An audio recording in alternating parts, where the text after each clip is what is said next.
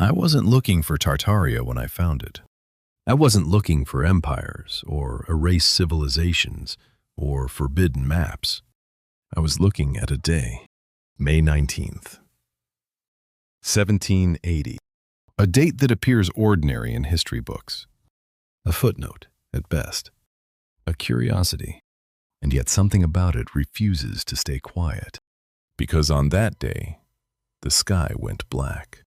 Not dim, not overcast, not storm dark, black. Midday collapsed into night across New England. Candles were lit at noon. Farms fell silent. Animals returned to their shelters as if summoned by instinct older than reason. People stood still, unsure what they were witnessing, unsure whether the sun would return. This was not fear in the modern sense. There were no explanations ready at hand, no experts to consult, only observation, only memory. In Connecticut, the legislature convened as usual, then adjourned, not because of debate, but because the members could not see one another across the room. That detail matters. History tells us what happened next.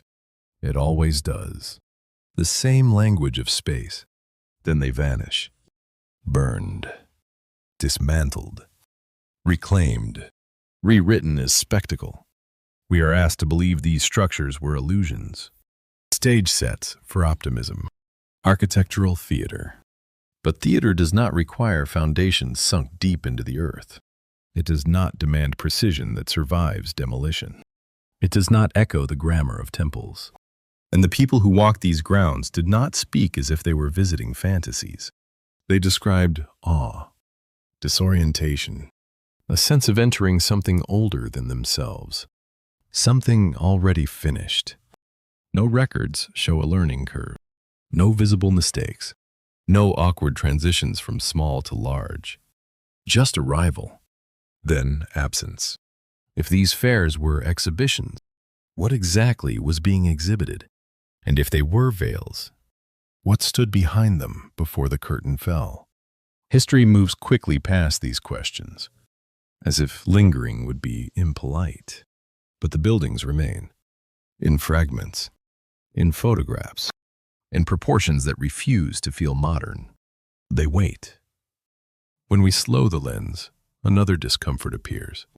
These places were not empty shells. They were organized with care.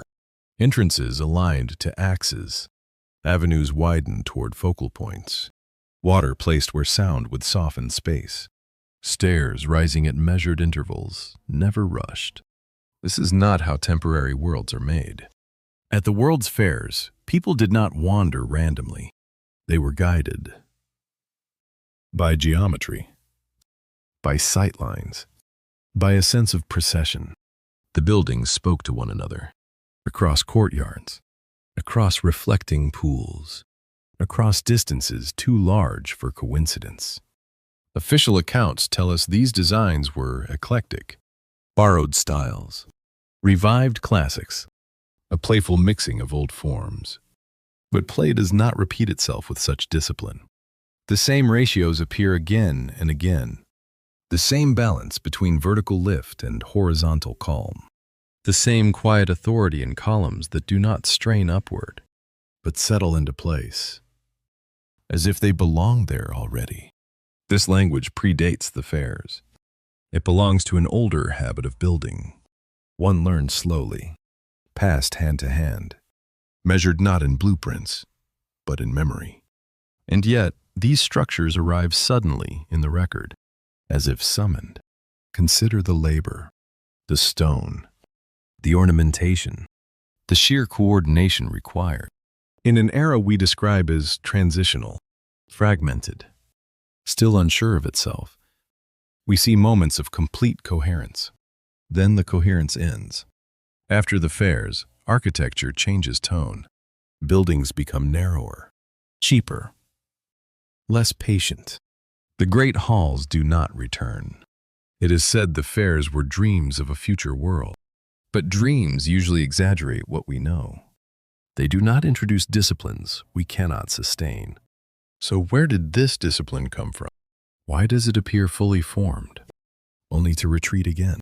Some visitors sensed it, not in words, but in feeling. They wrote of calm, of order, of spaces that seemed to instruct behavior without commands, as if the environment itself remembered how humans once moved within it. This is not innovation. It is recollection, a brief resurfacing of something inherited, then carefully set aside. And history, uncomfortable with memory, calls it spectacle. There is another silence in the record, not about how these places were built, but why they were dismantled so completely. Civilizations usually preserve what costs them the most. They repair it, adapt it, rename it if necessary. They do not erase it. Yet the world's fairs were taken apart with unusual urgency. Stones removed, halls burned, entire districts leveled as if their continued presence posed a problem. The explanation given is convenience, expense, practicality. But practicality rarely acts with haste. Some structures stood for decades before their removal. Perfectly usable, centrally located, already paid for in labor and material, and still they were declared obsolete. It is worth noticing what replaced them: rail yards, warehouses, parking lots, flatness. What was once axial became fragmented. What was once ceremonial became transactional. This shift was not gradual. It was decisive. The fairs presented a worldview in stone, a belief that space could shape behavior, that scale could teach humility, that symmetry could calm a crowd without instruction. These are not modern ideas. They belong to older traditions, to priest builders, to city planners who thought in generations. Yet here they appear, briefly, inside a century we describe as impatient. And then they are removed, not because they failed, but because they succeeded too clearly. Photographs remain, but photographs are quiet. They do not impose presence. They do not invite use. A building does. And so the buildings had to go. Not with anger, not with debate, but with a firm decision that the moment had passed, as if the fairs had served their purpose. What that purpose was, history does not linger on. It calls them celebrations. But celebrations usually leave monuments, not absences. When something is erased so thoroughly, it is often because it reminds too much of another way of organizing life, another rhythm, another inheritance. The fairs did not just show products. They demonstrated environments, and environments shape memory. Perhaps that was the danger. By the early 20th century, the tone has changed. The fairs still occur. The crowds still come. But something subtle has shifted.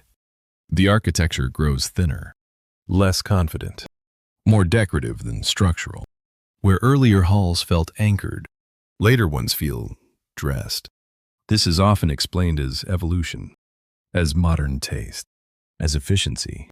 But efficiency does not explain forgetting, because the earlier fairs did not merely borrow from the past. Without hesitation, without excess, later builders imitate the surface.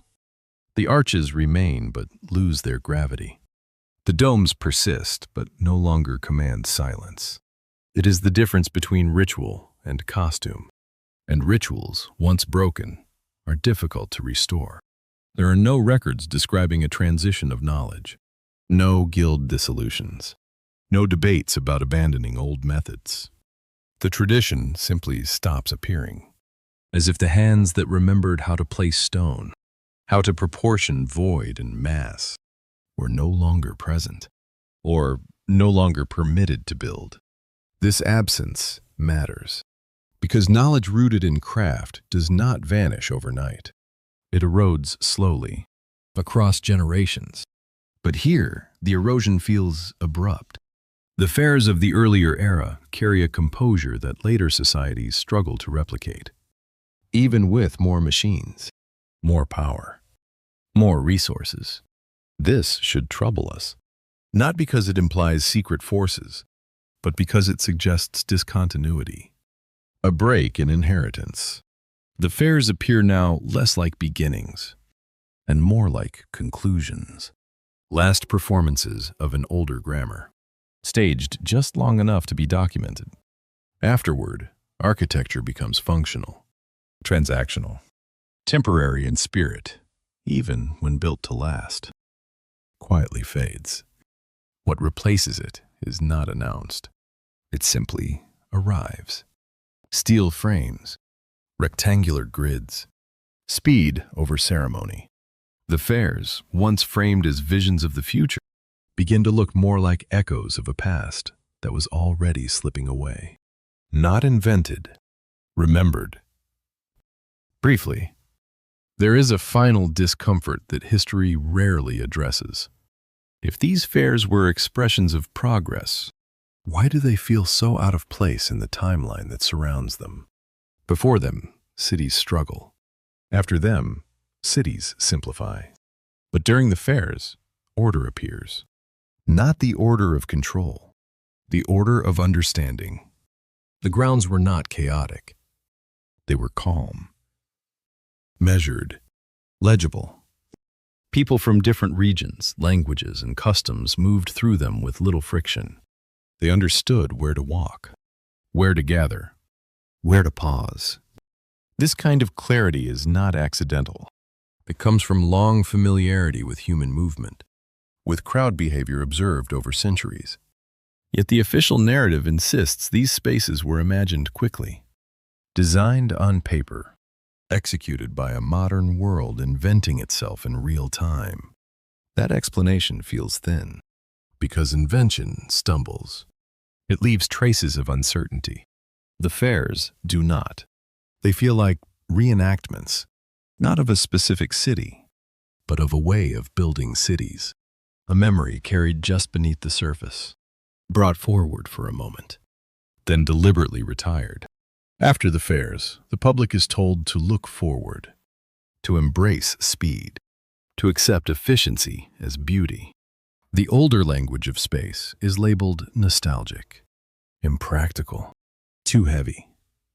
And so it disappears from daily life, but not from the subconscious. People still feel something when they see the photographs. Even now, a sense of loss they cannot name, not because the buildings were grand, but because they seemed to know something.